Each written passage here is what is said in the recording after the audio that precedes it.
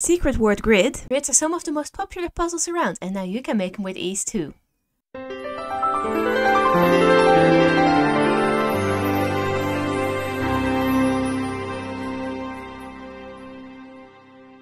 First of all, as always, we have our word list. You can select a secret word, shown here, a description and a title using our example prompt shown on the left.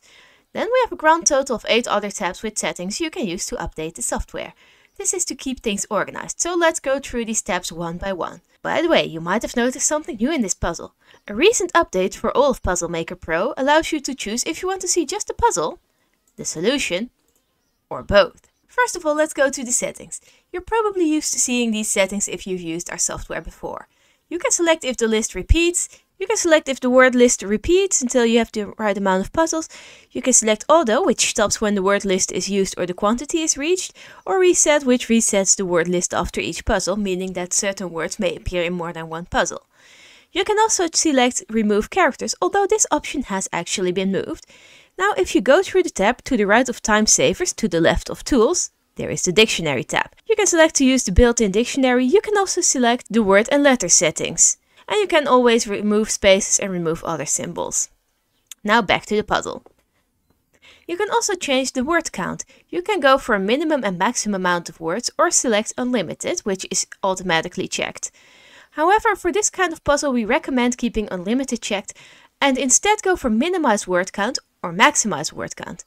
Minimize will mean it will use as few words as necessary to generate the puzzle, so you have enough words for each hint. So at least each hint can appear once in the puzzle. If you select maximize word count, however, it will become a slightly longer puzzle, because it now tries to make sure that each word has 1 or maybe 2 hints. This way you can select how long you want your puzzle to be. To the next tab, the Acrostic tab. Here you can select the secret word, extra hints, and if the secret word is the tagged word, or if the software selects something random every time. Right now it's selecting something random. However, if we select use the tagged word, you see this tagged word we have right now is orange. You can also select the amount of minimum matching letters, the secret phrase, or the amount of hints per puzzle. For example, if your puzzle has multiple E's, but only one E in the solution, it will make sure that not every E gets tagged with a tiny number. You can set this as high or as low as you want. Variation allows you to set how many words appear per row. As it stands, there is a set maximum of 3 words per row. If you add more words, the puzzle will become shorter but wider. If you add fewer words, it will become a longer puzzle but more thin. Like this you can make sure your puzzle looks the way it should. This is also useful if, for example, you have some short words, as you can see here with Sudoku and Bingo, but also some longer words like puzzle books. This way the puzzle will look slightly more like a square. However, as you can see, it doesn't go to 3 words yet. That is because of the next tab, the grid. In this grid you can select how big your puzzle will be. 20 by 20 is the standard size we use, but you can always change the size of the grid. You can also make your puzzle longer, for example if you're using a longer solution phrase. Next up we have the 2 style tabs, Style 1 and Style 2. Style 1 is for the main puzzle font. You can select the font here. You can select the cell color, the accent color, the borders, the lines, everything that you're used to if you've ever used any of our style options. Feel free to play with these options to see what comes out of it. Then Style 2 is for the word number. That is the number that is shown here in front. You can select the fill color for these. You can select if they're in the small or top left of the square.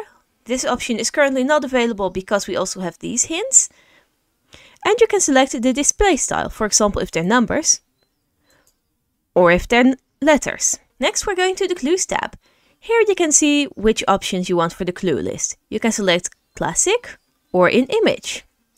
You can also select the clue list settings, if you want them on the bottom, the top, the left, the right, if you want it to vary bottom and top or vary left and right. You can select the number of clue columns and the puzzles versus the clue space. So how much space does the puzzle take and how much space do the clues take. Then the clue styles. Regular means that you just get clues. These are the things that you put behind the colon or that you select using our dictionary. You can also go for word fill. Word fill means that you just get the words and you have to match which word goes in which space. Right now it's very easy, but if you add more words, it will become slightly more difficult. You can also select scramble. Here you do get the words and the number that they belong to, but you need to unscramble the words. For example, as you can see, 5 would be bingo, that's an easy one, and 1 would be puzzle books. You can also select the clue headings, which of course only has effect during regular. And then we have finally the image tab. This one specifically works if in output settings you've turned on use image setting. Here you can select the title and the description. With these options it's become easier than ever to create your own Acrostic Grid puzzle. As always, like and subscribe and follow us for more videos.